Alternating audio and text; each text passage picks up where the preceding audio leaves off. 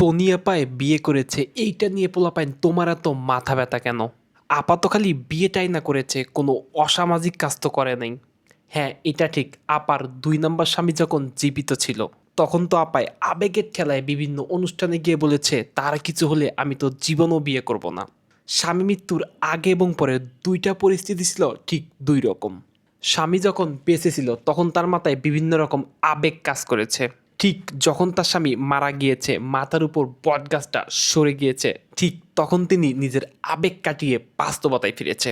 তনির জায়গায় অন্য কোনো মেয়ে হলে হয়তো নিজের বাচ্চা কাচ্চা এবং সংসারের দিকে তাকিয়ে বাকি জীবনটা পার করে দিতেন। এখন ভাই সবাই তো আর একরকম মানুষ না। কারো কাছে ভাই নিজের সন্তান আর পরিবার বড়, আর কারো কাছে বড় নিজের ক্যারিয়ার। টনি নিজের ক্যারিয়ারের দিকে তাকিয়ে বাচ্চা কাচ্চার মুখের দিকে তাকিয়ে বাচ্চা কাচ্চাকে একটা সাপোর্ট দেওয়ার জন্য যে কাজটা করেছে সেটা অবশ্যই প্রশংসনীয়।